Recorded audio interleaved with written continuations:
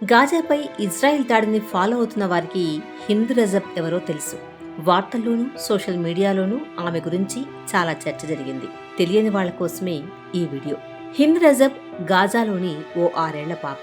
Gaza ఆవాసాలపైన Israel బాంబులు కురిపిస్తున్నప్పుడు, సాధారణ ప్రజలను అమానుషంగా చంపుతున్నప్పుడు, ఆసుపత్రులను కూడా నేలమట్టం చేస్తున్నప్పుడు హింద్ రజబ్ కుటుంబం వాళ్లు కాలినడకన గాజా నగరం విడిచి పారిపోవాలనుకున్నారు.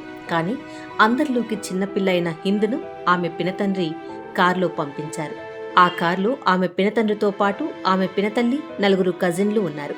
వారి కారు టెల్ అల్ హవా ప్రాంతంలోని ఫారిస్ పెట్రోల్ బంక్ దగ్గర ఆగింది.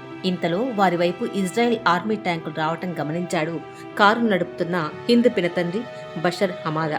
వెంటనే జర్మనీలో ఉంటున్న తన కజిన్ బ్రదర్ మొహమ్మద్ కు ఫోన్ చేశాడు. మొహమ్మద్ ఈ విషయాన్ని వెంటనే వాట్సాప్ ద్వారా పాలస్తీనా రెడ్ క్రెసెంట్ సొసైటీ వారికి తెలియజేశాడు. ఈ society west bank Ramallah Nagar నుండి పనిచేస్తున్న మానవతా సంస్థ. కొద్దిసేపటి తర్వాత మొహమ్మద్ సొసైటీ వారికి మరో మెసేజ్ పెట్టాడు.